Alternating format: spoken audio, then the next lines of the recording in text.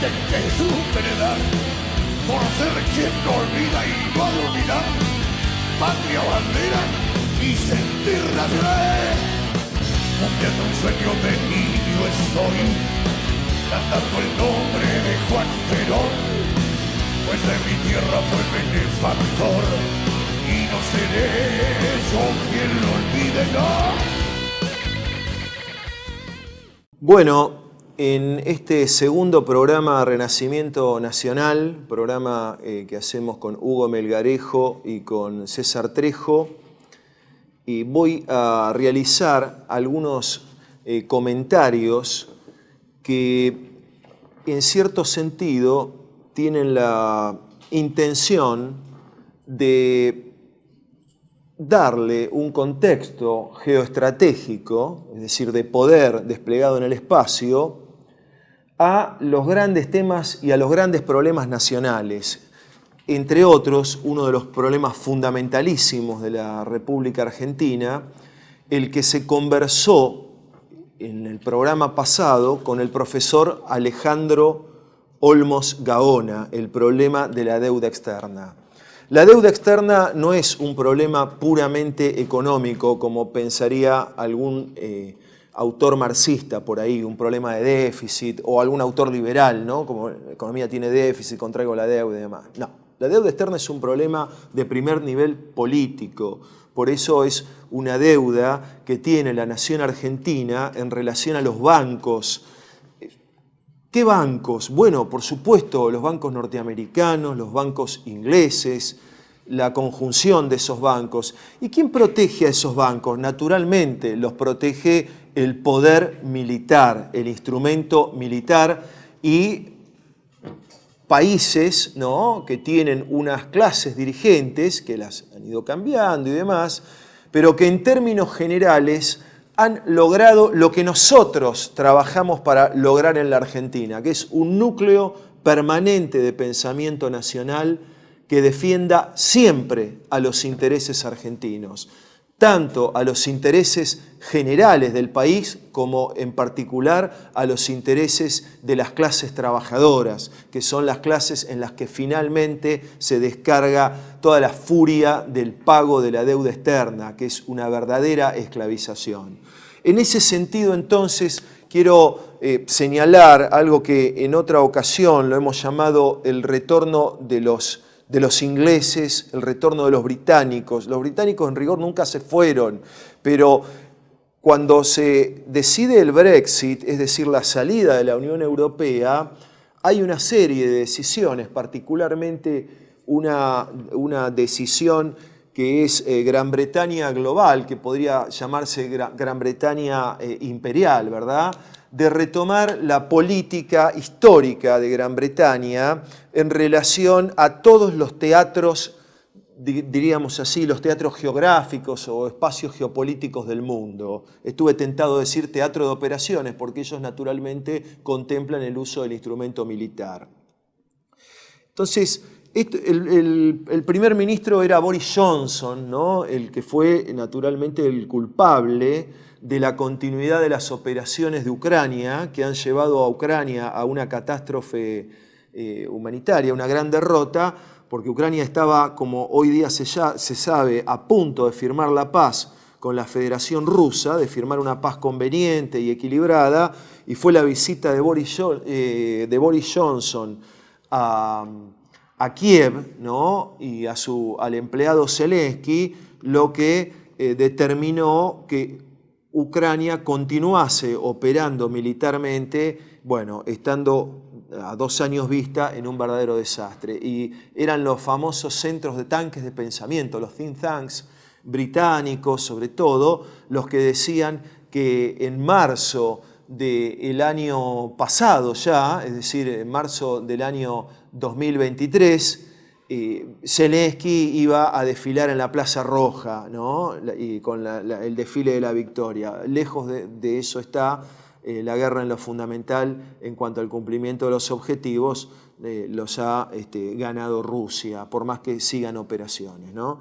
Bueno, la directiva del marzo del 2021, hay que prestar mucha atención. Gran Bretaña Global, ¿no? Es un informe con estatuto legal. Ustedes saben que en Gran Bretaña rigen el common law, ¿verdad? Es decir, no hace falta que todo sea una normativa escrita, sino que se impone el informe y se incorpora al cuerpo jurídico y a la praxis política. Bueno, muy bien. ¿Qué busca? Busca reposicionar a Gran Bretaña como una potencia clave en el panorama internacional. Gran Bretaña siempre lo fue, pero había algunas expectativas con la Unión Europea, han surgido nuevos países, países del denominado sur global, que son actores fuertes. Entonces lo que hace Gran Bretaña con esta directiva es reposicionarse en ese mundo donde está la recuperación del poder nacional ruso, donde por supuesto China es un actor global y donde Europa, en la que había estado la Unión Europea, ahora se queda sin Gran Bretaña, aunque queda absolutamente subordinada a las directivas y al pensamiento británico y al pensamiento estadounidense, que constituyen un tándem desde siempre en general, pero en particular desde la crisis de Suez de 1956, como dice el mismo Henry Kissinger en el libro La diplomacia, ¿no? Entonces, ahí establecen 4 objetivos generales. Primero, mantener la ventaja estratégica a través de la ciencia y la tecnología. Segundo, dar forma al orden internacional abierto del futuro. La palabra abierto, sociedad abierta, orden abierto, mundo abierto, significa liberal, es decir, significa anglo-norteamericano. ¿Por qué? Porque para ellos todo aquello que represente la cultura de un país, la cultura de un pueblo, su idiosincrasia, su forma de ser, su soberanía es cerrado, sinónimo de cerrado, que es una palabra que tiene mala prensa, decir cerrado. En cambio, estar abierto tiene buena prensa. Entonces lo que buscan es dar forma al orden internacional abierto. Recordemos, en relaciones internacionales, algo básico, hay países que padecen al sistema y hay países que configuran al sistema, ¿no? Entonces, lo que están buscando los británicos acá es señalar lo que en general siempre hicieron, pero están una nueva toma de conciencia una vez que se van de la Unión Europea. El tercer objetivo de Gran Bretaña global, es decir, Gran Bretaña imperial, ¿no? O neoimperial, es aumentar la resiliencia en el interior y el exterior, es decir, la capacidad de recuperar influencia en aquellos espacios en que la habían abandonado. Eso es la famosa palabra resiliencia que últimamente ha aparecido en la lengua como un sinónimo de recomposición, de recuperación de capacidad y de poder en las personas. Bueno, aquí estamos hablando de la resiliencia de los británicos como potencia global, ¿no? Y el cuarto, reforzar la defensa y la seguridad en el país y el extranjero. Muy bien. Aumentar, ¿eso qué implica? Implica aumentar en un 50% las ojivas nucleares. La versión oficial, ¿no? Sabe Dios si esto es cierto, es que Gran Bretaña tiene 180 ojivas nucleares activas, ¿no? En la época en que estaba la Unión Soviética tenía 260. Y bueno, al aumentarlo en un 50% va a recuperar el nivel anterior, el nivel precedente, ¿no? Entonces, luego evalúan las posibilidades de ataques QBRN, es decir, químico, bacteriológico, radiológico o nuclear, como un problema real en los próximos 10 años. Estamos hablando del 2021 al 2031. Y buscan entonces, es decir, deciden crear un centro de operaciones antiterroristas para aglutinar la capacidad de frustrar ataques terroristas y enfrentar acciones de estados hostiles. Estados hostiles, hostis, enemigo. La Argentina, quiero señalar, parte de su territorio está ocupada por los ingleses. Las Islas Malvinas, islas Georgias y las Sandwich del Sur, ¿verdad? Entonces, también uno puede agregar a esto que la Antártida, el sector antártico argentino, que va del paralelo 60 sur, límite norte, y está entre los meridianos 25 y 74, longitud oeste, es reivindicado en su totalidad por Gran Bretaña, que va de los meridianos de 20 grados a 80 grados. Y también hay algo que se reivindica sobre Chile. Chile tiene del grado 53 al grado 90, bueno, los británicos del 20 al 80. Ahí le están mordiendo a Chile. Por eso nosotros sostenemos la doctrina, la Antártida para el cono sur, fuera Gran Bretaña. El teatro de operaciones del Atlántico Sur, no solo, y el espacio geopolítico del Atlántico Sur, no solo incluye las Islas Malvinas, sino también el mar de Oces, nunca Estrecho de Drake, que era un vulgar pirata, ¿no? Sino el mar de Oces y el sector antártico argentino.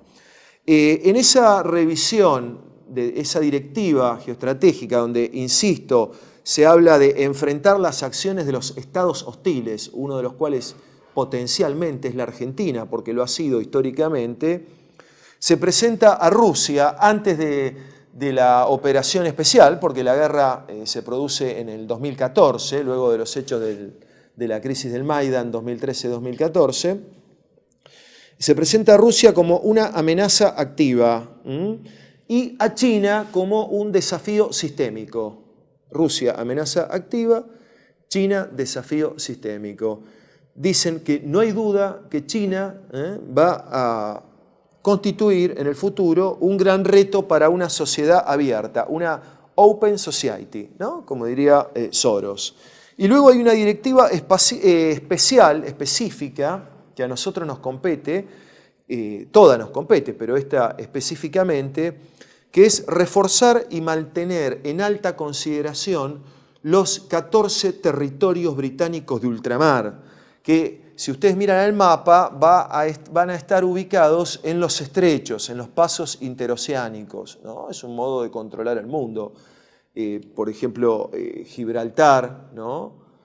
Malvinas, históricamente a través de Chipre, en la base británica en Chipre, en el mar Mediterráneo, la zona de los estrechos de Dardanelos históricamente fue de presencia británica y por eso también su presencia en Chipre y sus bases, ¿no? Siempre las bases en lugares, en estrechos, en pasos interoceánicos, a los efectos de ejercer un control desde el mar, desde una geopolítica marítima, sobre las potencias y los países terrestres. Entonces, esta directiva a nosotros nos compete esencialmente, porque somos un país ocupado por Gran Bretaña. Bueno, ¿qué ha pasado en los últimos años? Nada menos que en los últimos 40 años, ¿no? Hemos tenido gobiernos pro-británicos, la causa de la Guerra de las Malvinas que reivindicamos, entiendo yo que en parte ha sido una trampa estratégica, lo cual no significa no reivindicarla y no sacar las lecciones de la misma, pero una trampa estratégica para consolidar una posición geopolítica de parte de las potencias. Y también en el último tramo una presencia sostenida, profunda, del poder británico en la República Argentina. Eso se ve tanto con el gobierno de la Tercera Vía, que era el gobierno de Alberto Fernández, el gobierno de Néstor Kirchner, el gobierno de Cristina Fernández de Kirchner. No en vano, el ya fallecido Carlos Escudé adhirió a ese gobierno porque dijo que en lo fundamental aplicaba el realismo periférico, es decir, la consideración de la Argentina como una semicolonia o colonia. No había revisado nada, ni en política de defensa, ni en política de tecnología militar, ni en política política exterior, es decir, deuda externa. Es decir, es una continuidad del realismo periférico, de la ideología de la colonización para una versión, digamos, edulcorada, una versión de centroizquierda. Y en la actualidad, gobierno de Milei, directamente uno puede considerarlo que es un gobierno que ya prescinde de la mediación política y que es directamente un gobierno pro-británico, pro-norteamericano y ejercido por los bancos. En el famoso decreto que ha sido rebotado en distintas instancias, en primer lugar en la calle, ¿por quién? Por la clase trabajadora argentina, que se movilizó en número de 1,5 millones de personas a lo largo y a lo ancho de la Argentina, y luego fue atrancado en el Congreso de la Nación.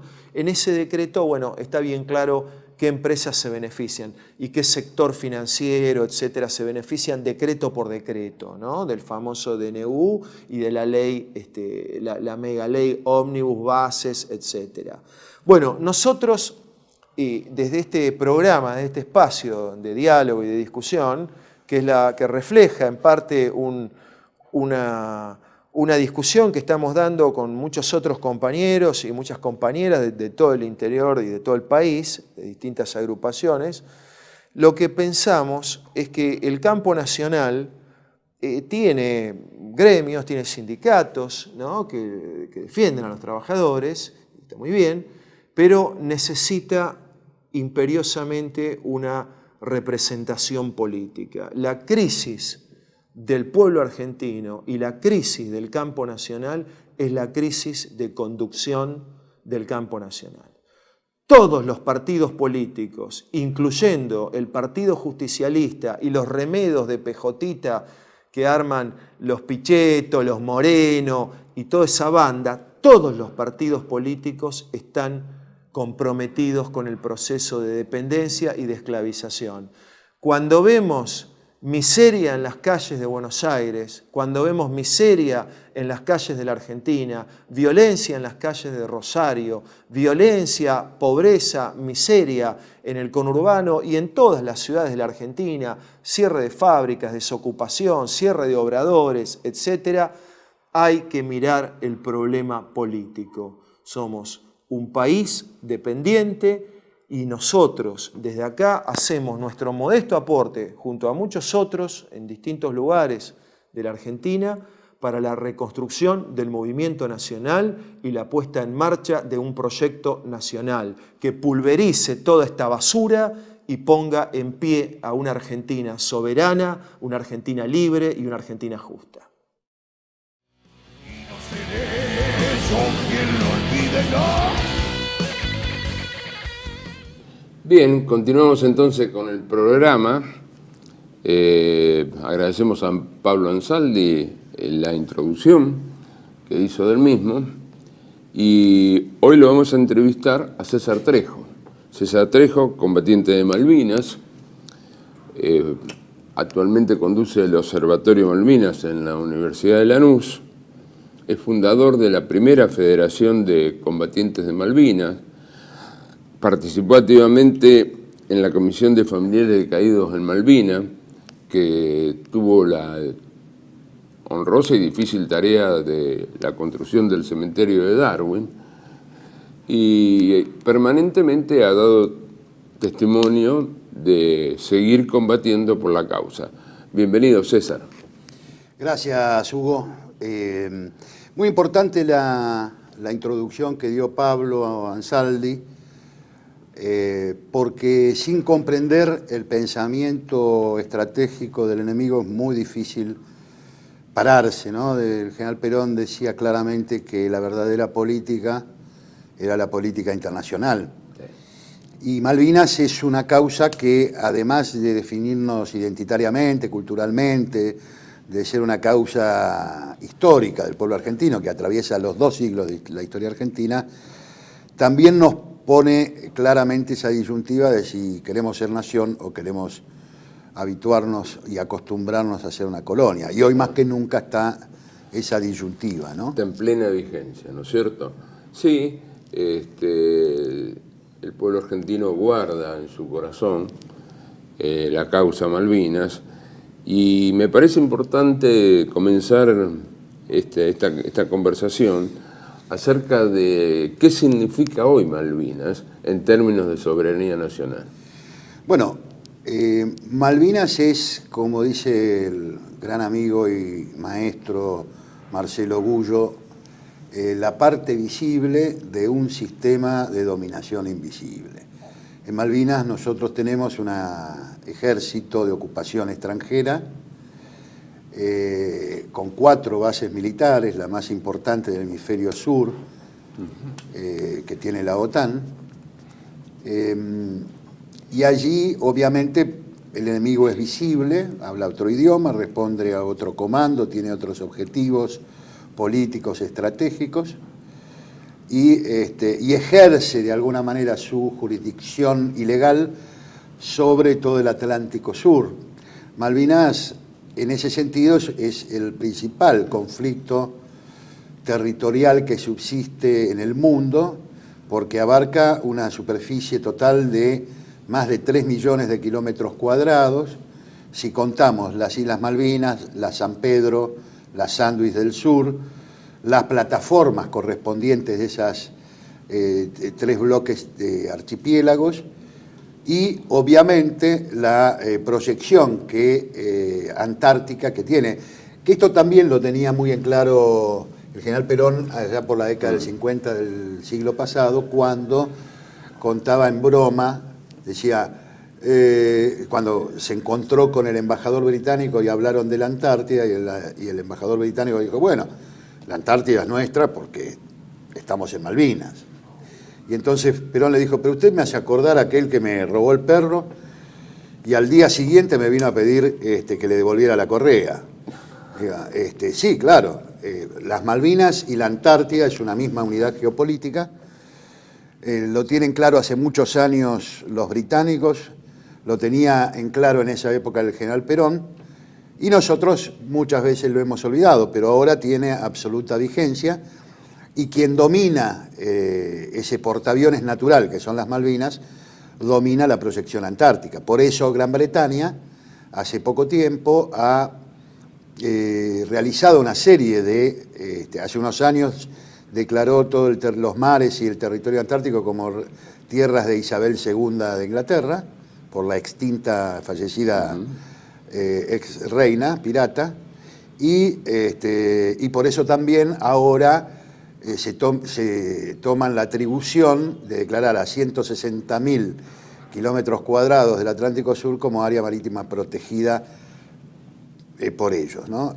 Entonces estamos hablando de más de 3 millones de kilómetros cuadrados, lo que en el actual mapa de la República Argentina con la plataforma extendida, estamos diciendo por lo menos 1/3 del territorio nacional que está bajo las fuerzas de ocupación o amenazado por las fuerzas de ocupación británicas.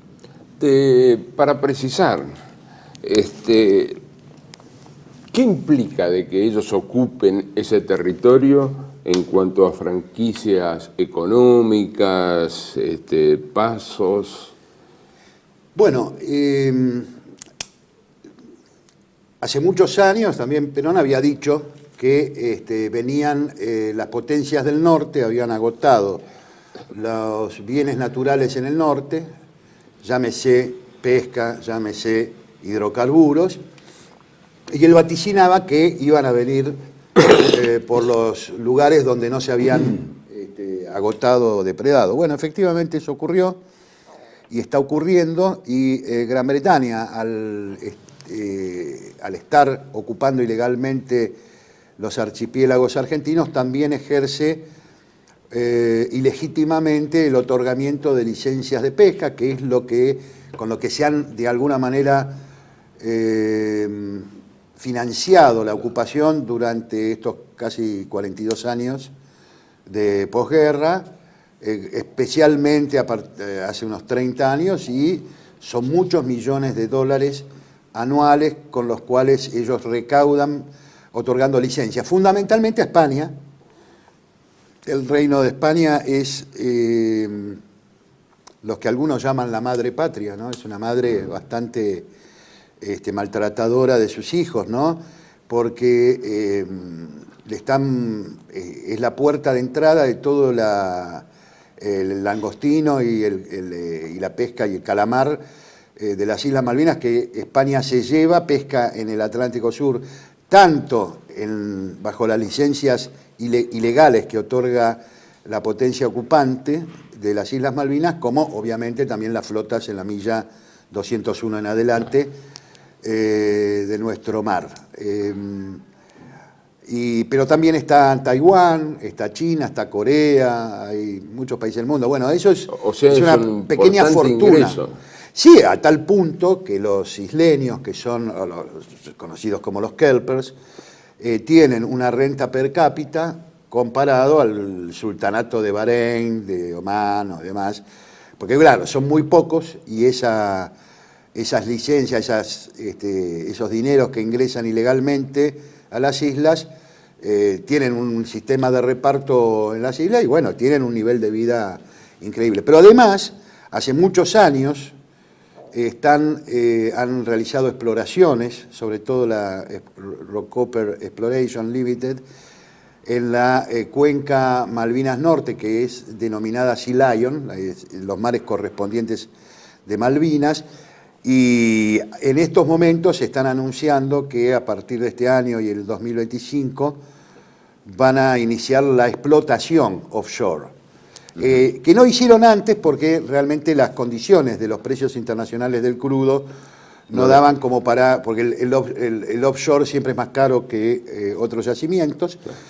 Pero, y lo interesante acá a definir es que las principales acciones de lo que era la Rockhopper los compró una empresa israelí llamada Navitas Limited. O sea que hoy Israel, a través de esa empresa, va a explotar las inmensas riquezas hidrocarburíferas que nos pertenecen y que van a ser, de no cambiarse o torcerse el rumbo, saqueadas por el capital anglosajón aliado al capital israelí. Curiosamente también Israel le proveyó los llamados escudos de acero antimisiles que tienen las Islas Malvinas. Entonces ahí la asociación viene siendo muy clara. ¿Y algún empresario de origen argentino ha sido parte? Aparentemente hay un empresario muy conocido que se dedica a representar los intereses armamentísticos para América Latina. Mario Montoto, digámoslo con nombre y apellido. Y en su momento también un empresario que es muy amigo del actual presidente, Eduardo Elstein, que invirtió mucho dinero en las empresas de tecnología militar en Israel. Parece que no le fue muy bien porque hasta los propios paisanos lo estafaron, parece que tiene un juicio. Pero bueno, en tanto y en cuanto, como empresarios argentinos deberían fijarse de no violar la Constitución Nacional ni esta causa tan cara a los argentinos, asociándose a la fuerza de ocupación ilegal para venderle armas, ¿no? Sí, totalmente. O sea, de que en buena medida aquello que yo te he escuchado plantear más de una vez, que la política nacional debería ser hacerle costosa la intervención, la ocupación. Sí, bueno, acá todos los gobiernos que se han sucedido desde Alfonsín para acá y fundamentalmente desde Menem para acá, sobre todo con la teoría de la seducción de los kelpers. Es una teoría que en realidad comienza en la época de la NUCE, luego de del memorándum famoso de entendimiento del año 1968, donde Gran Bretaña manifestó su predisposición a hablar de negociaciones o de transferencia de la soberanía hacia la Argentina, a partir de las exploraciones que hizo la Universidad de Birmingham en el llamado Informe Griffith, o sea, 1970 al 74, 4 expediciones científicas para explorar y evaluar los recursos en el Atlántico Sur, y luego la expedición Shackleton. A partir de ese momento Gran Bretaña canceló. Sin embargo, en el año 1971 hubo un convenio donde la Argentina puso a disposición todas las herramientas para seducir a los isleños, que era lo que le había recomendado la diplomacia británica a la diplomacia argentina. Mandamos maestras, le construimos la pista aérea. La primera pista, ¿no? Le mandamos el gas. Por primera vez YPF y Gas del Estado estuvieron proveyendo de energía en las islas. los dejamos venir por cuestiones sanitarias y de educación superior a los isleños al continente, en fin. Ahora, eso demostró que a partir de la voluntad de la negativa británica, a partir de la evaluación de que había enormes recursos y obviamente también la revalorización geopolítica del Atlántico Sur como tal, Gran Bretaña abandonó toda verdadera conversación o verdadera voluntad de transferencia de soberanía. No es eso lo que provoca la guerra. Nosotros estamos absolutamente convencidos que la guerra fue una trampa estratégica tendida por Estados Unidos para inmediatamente después de la guerra hacer lo que efectivamente hicieron, que es construir una base militar gigantesca en el Atlántico Sur, realmente muy activa, con 4 componentes amenazantes de la paz en el Atlántico Sur, pero sí cancelaron toda posibilidad de avanzar ya desde esa época. No fue la guerra o el resultado de la guerra lo que impidió avanzar en las negociaciones, sino la conciencia británica de que no debían desprenderse. Para Gran Bretaña es de suma importancia y de relevancia estratégica por la Antártida, por los recursos, pero también porque de alguna manera el Atlántico Sur y Antártida es el paso interoceánico Atlántico-Pacífico. Hoy el comercio internacional que antes era monopolizado por el Atlántico, ahora está compartido y en forma muy creciente por el Pacífico. Por lo tanto, quien domina las líneas de control marítima de la navegación comercial mundial, fluvial y marítima, domina el mundo. Entonces, es algo que tiene de absoluta relevancia estratégica. Por eso la Argentina sola... Vieja política inglesa, por otro lado. Vieja política inglesa, se la ha llamado por eso el imperio talasocrático. Claro. Cuando deja de ser una potencia mundial, después de la Segunda Guerra Mundial, Gran Bretaña se desprende de sus colonias continentales, como la India, como muchos otros países asiáticos y sus posesiones en África, pero no renuncia al control de los pasos interoceánicos, que es la que le dio la prevalencia en el siglo XIX y XX y que quiere conservar. Y es por eso importante ese análisis que realizaba el profesor Ansaldi al principio, porque hace 3 años Boris Johnson, como describía Ansaldi, relanza la Global Britain, Gran Bretaña, el plan global de Gran Bretaña, para volver a recuperar de alguna manera su rol geopolítico y estratégico a escala internacional. Después que se separa... Después que del Brexit, de alguna manera relanza la Comunidad Británica de Naciones y su alianza estratégica con los Estados Unidos. Ahora, si los británicos están en el Atlántico Sur, es porque Estados Unidos quiere. Sí, claro. De alguna manera, a fines de la década del 70, Estados Unidos definió que no podía confiar en los países sudamericanos, sobre todo en la Argentina, que había osado, en principio, tener un desarrollo industrial a mediados del siglo pasado, independiente, autónomo y de alguna manera amenaza competitiva a la hegemonía industrial, tecnológica y económica de Estados Unidos. Y política. Y política, y no podía dejar que ese proyecto... Y obviamente hicieron todo junto con Gran Bretaña para voltearlo a Perón, ¿no? También lo hicieron en 1976, detrás, yo creo, de las Fuerzas Armadas Irregulares y de la doctrina de las Fuerzas Armadas Regulares en la Argentina, estaba la misma sombra, no estaban los comunistas, estaba el Departamento de Estado, el Foreign Office y demás, incitando a que se diera el golpe militar. Hace poco se recordaba el 24 de marzo, y la realidad es que eso fue una tragedia argentina porque entramos en la Guerra Fría de la peor manera, sin ningún beneficio y con todos los perjuicios que ello conllevó. Tal cual, tal cual. Así que César, entonces, frente a esa situación de coloniaje, uno observa extrañado cómo no aparece dentro de las cuestiones de defensa nacional, ¿no? Hay también un patrón ideológico que impide poner en verdadera dimensión esta cuestión. Sí, lo primero que hizo el imperio es cambiarle la doctrina a las Fuerzas Armadas, imponerle la doctrina de la seguridad nacional, la guerra contrarrevolucionaria, y obviamente, la trampa estratégica de Malvinas, donde sin proponérselo, las Fuerzas Armadas empiezan a mirar al verdadero enemigo y enfrentar al verdadero enemigo en 1982. Quizá sin mucha decisión, sin mucha Mando claridad, planificado, claro. pero objetivamente peleamos contra Estados Unidos y Gran Bretaña, peleamos contra la OTAN. La guerra de Malvinas no fue contra Gran Bretaña, fue contra la OTAN. Sí, sí.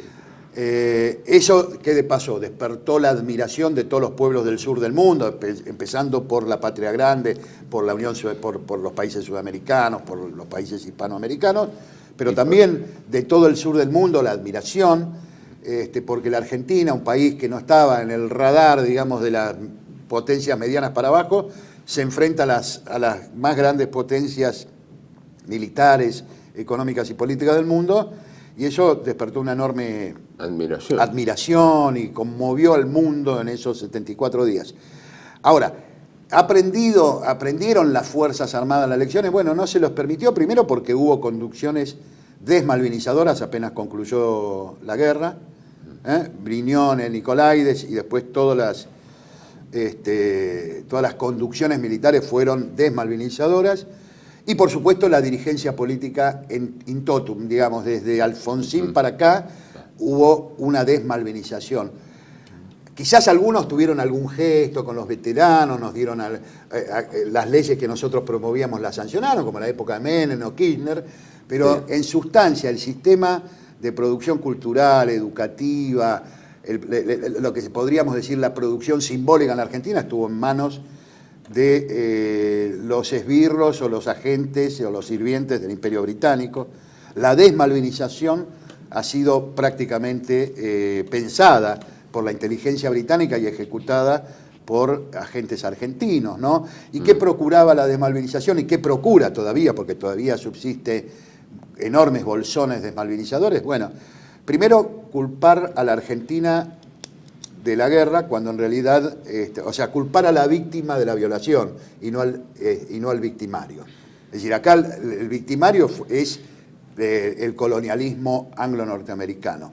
Y se quiso, poniéndolo a Galtieri, al general Borracho y demás, señalar que la Argentina era el país agresor, cosa que es la tesis británica. No, claro. Acá el país agresor es Gran Bretaña, el país que ocupa militarmente y legalmente y de manera extemporánea una porción importantísima del territorio argentino y sudamericano. Luego, mostrarnos a todos los soldados que peleamos en Malvinas como pobres chicos, como víctimas. Bueno, todo eso el pueblo argentino ha demostrado que no lo compró, pero sí lo compraron las élites, ¿no? Claro, las yo élites justamente políticas. cuando vos me estabas relatando esto, pensaba a su vez, bueno, pero en el corazón del pueblo esta estrategia fracasó. Como fracasan casi todas las estrategias porque, como decía don Rodolfo Kusch, hay tenía un librito muy interesante, se llama La negación en el pensamiento popular. Todo lo que viene de arriba, todo lo producto de arriba, encuentra una caparazón todavía en el pueblo argentino en modo negación. O sea, no lo escucho. No penetró la desmalvinización en el corazón del pueblo, pero sí penetró muy profundamente en las élites. En las élites, claro. ¿No? Por eso hemos tenido una dirigencia que compró la teoría de Carlos Escudé del realismo periférico de los estados débiles, donde la única opción que tiene la Argentina es volver a ser un país agroexportador, abandonar el proyecto científico, tecnológico, industrial. Y este proyecto, que es el del proceso, fue el de Alfonsín, fue el de Menem, el de la Rúa, el de Duhalde, el de Néstor, el de Cristina, el de Alberto, y ahora con mucha más profundidad y explicitud, sí. Es el proyecto de la Argentina que provee bienes naturales baratos, minerales, alimenticios, energéticos y algunas cositas más, y es un proyecto para 6, 7 millones de personas que vivan bien y 40 y pico de personas que vivan en la miseria. El proyecto extractivista es el proyecto de una Argentina para poquitos que vivan bien y multitudes que vivan en la miseria. De esto se trata. Por eso Malvinas es tan importante, porque al ser la parte visible también nos permite proyectar mirar como un telescopio lo que ocurre en otros sectores de la soberanía argentina que están siendo planificadamente saqueados, planificadamente ultrajados, merced a una clase política que efectivamente se ha convertido en una casta oligárquica cómplice del saqueo.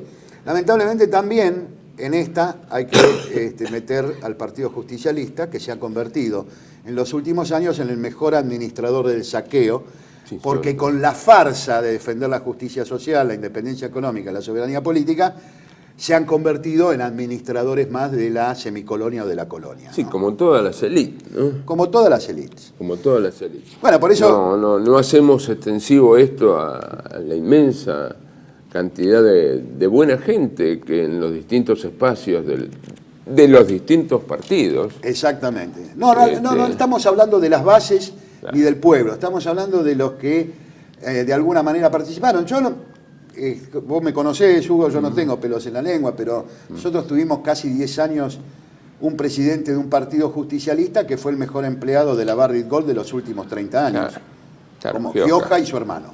Claro. Hemos tenido un presidente de la Nación puesto a dedo, Alberto Fernández, que es el mejor empleado del Banco de Londres en los últimos 40 años. Sí, sí. Y que lo pusieron en la Superintendencia de Seguro de Salud. Y hemos tenido recientemente un candidato a presidente que ahora está trabajando para los grupos de financistas vinculados a BlackRock y a todas esas oligarquías financieras. Sí, sí, sí. Publicado hace un mes atrás. Sí, sí, sin creo ninguna que el vergüenza. grupo se llama Glayrock, ¿no? Sí. Bueno, ahí está. El tipo fue candidato del Partido Justicialista y del Peronismo, que perdió con Milei, y el tipo está trabajando para las financieras transnacionales. Estamos con un problemita. Sí, sí. Yo he visto hace poco un documento del Partido Justicialista que no habla nada de esto. Habla de la unidad para la victoria, para vencer, para las próximas legislativas, pero no dice una sola palabra de lo que hay que hacer para volver a conducir a ese gran movimiento nacional hacia lo que lo definió la jefa espiritual de la nación, Evita, cuando dijo que el peronismo tenía que ser revolucionario o no sería. Bueno, no está siendo. Lamentablemente, la inmensa mayoría del pueblo está acéfalo, sin conducción, y con estos embates atroces que estamos sufriendo en esto, que se manifestó y se manifiesta con Malvinas claramente, ¿no? Acá tenemos un presidente que se ha autodefinido como admirador de Margaret Thatcher, una canciller que ha dicho, bueno, hay que defender respetar los derechos de los isleños, ¿no? Acá hay que respetar primero el derecho de 48 millones de argentinos y la Constitución Nacional. Eso es lo primero que hay que respetar. Pero bueno, veremos cómo se desarrolla. Por eso este 2 de abril estamos convocando a todos los argentinos y argentinas que a las 18 horas nos acompañen en el monumento a los caídos en Malvinas de la Plaza San Martín, donde está el cenotafio que honra a nuestros 649 héroes, y vamos a compartir, aunque sea una jornada humilde, pero patriótica, recordándolos como hay que recordar a los héroes. No tanto con medallas, con diplomitas o menciones, sino teniendo una conducta acorde al sacrificio que ellos han dado, porque han dado su vida porque en una actitud de combate, ¿no? De combate para que nuestras vidas tengan sentido. Claro. Bueno, hacemos un corte y ya volvemos. Tele-V1 se complace en anunciar que estará transmitiendo en su canal Tele-V1 Clips valiosos programas emitidos antes de la censura sufrida. El lienzo prohibido, El revés del derecho, Combates por nuestra historia, Disenso, Historias de Malvinas, entre otros que podrán encontrar en este enlace.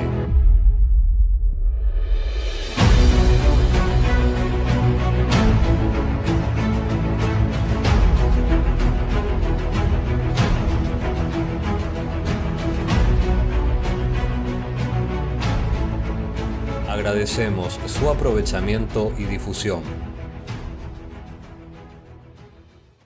Bienvenidos a CEPA, Centro de Estudios del Pensamiento Americano.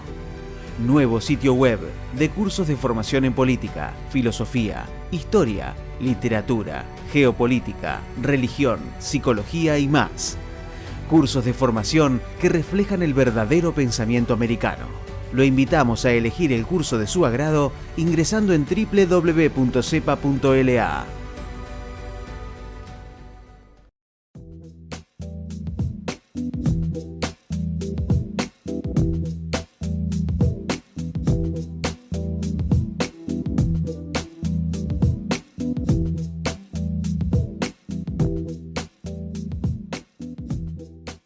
Decir siempre la verdad primero tiene un precio. Dependemos de tu ayuda.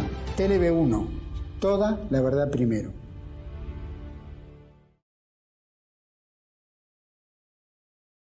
Bueno, continuamos entonces. César ha hecho la convocatoria para el 2 de abril, 18 horas, en el cenotafio que está que está en la Plaza San Martín, en Retiro. Así que allí esperamos vernos y con muchos de los oyentes conocernos personalmente, de los televidentes, conocernos personalmente. Bueno, quedaba una cuestión. ¿Cómo hacemos para encarecerle el costo a los piratas? ¿Qué crees que se debería hacer? Bueno, hay muchísimas cosas. En principio, nosotros deberemos recuperar la capacidad disuasiva del sistema de la defensa nacional. Es el primer tema. No significa esto armarnos para ir a una guerra, no significa esto crear un proceso de armamentismo, pero las Fuerzas Armadas tienen que estar para la defensa nacional y no para el combate a temas policiales como el narcotráfico y esas cosas. Las Fuerzas Armadas tienen que estar para la defensa nacional. Y un tema de la defensa nacional prioritario absolutamente, y está todavía en la Directiva Estratégica de Defensa suscrita hace 2 años atrás, y está vigente, es el sistema de la defensa en el Atlántico Sur. Y en ese sentido puede haber algunas misiones, actos, actividades que puedan desarrollar nuestras Fuerzas Armadas que molesten, asedien, generen problema y gasto al sistema de ocupación armamentístico que tienen. No estoy hablando de ataques, no estoy hablando de amenazas, pero sí estoy hablando que si un avión argentino vuela cerca de la zona, que además en los convenios está permitido, activa todo un sistema de alarmas dentro del sistema de las islas que les hacen movilizar barcos, aviones y demás. Eso ya es un costo. Es un costo. Con un costo mínimo nuestro le hacemos un costo máximo a la fuerza de ocupación. Pero además hay muchísimas acciones que se pueden hacer en el Atlántico Sur. Esto no lo puede hacer la Argentina sola. Esto, obviamente, la Argentina tiene que dar el ejemplo. Si nosotros decimos, pesquen las flotas que quieran dentro del mar argentino, de la zona económica exclusiva o a partir de la milla 201, bueno, estamos... Ahora, si nosotros aumentamos los controles, pero además convocamos a los países hermanos como Brasil, como Uruguay y demás, a realizar... Esto lo decía el general Leal ya antes de fallecer a los 99 años, un 10 de junio, justamente el día de la reafirmación de los derechos argentinos sobre Malvinas. El general Leal decía al final de sus días, la Argentina va a conservar la Antártida en tanto y cuanto la latinoamericanice. Bueno, la causa Malvinas también, no se puede defenderlo solo, hay que concurrir con los países. Y Gran Bretaña, como eso lo sabe, tiene una activa política de operación diplomática y de inteligencia y demás en los países del Cono Sur. Nosotros tenemos que estar más activos en eso, porque de alguna manera la gente los países no solo van a venir por solidaridad, tenemos que pensar que hay todo un territorio del Atlántico Sur en pesca, en nodos polimetálicos, en explotación hidrocarburífera, donde debemos dar participación a los países sudamericanos. Es decir, comprometerlos no solo con las buenas intenciones, sino también con los intereses concretos. Ahora, también tenemos que observar que es inadmisible que haya dentro de aguas no disputadas de la Argentina cuencas como la cuenca Malvinas Oeste o la cuenca Austral, donde le hemos dado generosamente, digamos, desaprensivamente en la época de la última parte del gobierno de Macri, pero luego ratificada por acciones y resoluciones y medidas del gobierno de Alberto Fernández, le hemos dado la explotación a empresas que son socias de la explotación hidrocarburífera ilegal en el Atlántico Sur de los británicos. Por ejemplo, la empresa noruega Equinor. La CEO de esa empresa fue la que diseñó en los primeros planes de expansión hidrocarburífera de la ocupación de los isleños y los británicos en Malvinas. O sea, hay un contrasentido. Y luego, en el continente argentino, si uno repasa toda la cartera de negocios, sobre todo minera, el 90 y pico % de los yacimientos minerales en la Argentina están siendo explotados por compañías que tienen mayoría accionaria de Canadá, Australia, Sudáfrica y el propio Reino Unido, todos ellos integrantes de la Comunidad Británica de Naciones. Es decir, mientras nos roban en el Atlántico Sur la pesca, están dispuestos a avanzar sobre el petróleo, nosotros a esas mismas compañías les estamos dando los mejores negocios que ni siquiera sabemos lo que están sacando. Un informe publicado por Alcira Argumedo antes de su fallecimiento, hecho por la Facultad de Ingeniería de Tucumán, decía que la evasión en explotación de tierras raras llegaba a los 18.000 millones de dólares anuales. Wow. Imaginémosla, entre la pesca, enorme, ¿no? Entre la pesca, las tierras raras, la energía. La Argentina es un país inmensamente rico. Sí. El problema es que somos un país saqueado. Lo primero que hay que recuperar es la renta nacional. Sí, sí. Y no endeudarnos o ver si despedimos gente del Estado, si bajamos el gasto en pelotudeces, sino recuperar la renta estratégica que está haciendo. Vos sabés, me haces acordar, un compañero nos decía, Argentina es un país desarrollado y rico, que tiene un vampiro que le va extrayendo la energía, que le va extrayendo la fuerza. Pero somos desarrollados y somos ricos. Una vez le preguntaron a Perón en el exilio cuando estaba por volver, ¿cuál es el tema de la economía que usted hizo florecer la economía? Muy simple. Si usted tiene un jardín, sale a regar con la manguera y en vez de regar su jardín, riega el jardín de al lado, el que va a florecer es el jardín del vecino, no el suyo. Yo lo único que hice fue tomar la manguera y regar nuestro jardín.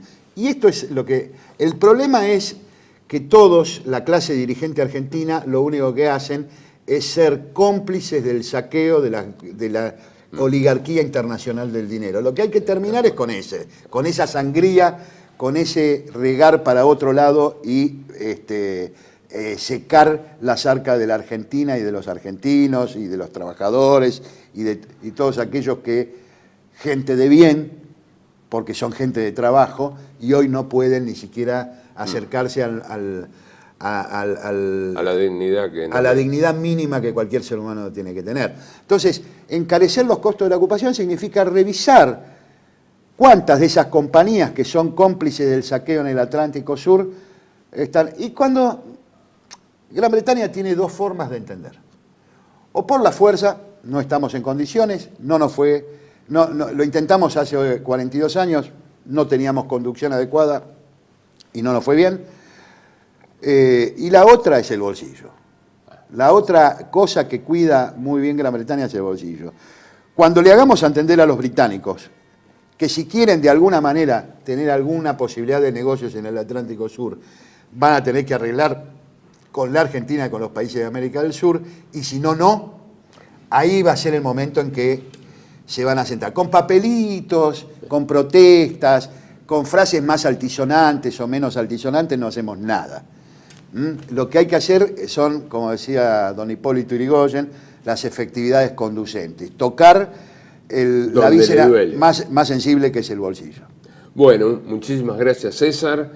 Como siempre, invitamos a los televidentes que nos escriban al correo renacimientonacional@gmail.com y nos vemos la próxima semana. Con este resiste que supe dar, por ser quien no olvida y no ha de olvidar, patria, bandera y sentir nacional. Cumpliendo un sueño de niño estoy, cantando el nombre de Juan Perón. pues de mi tierra fue benefactor y no seré yo quien lo olvide, no.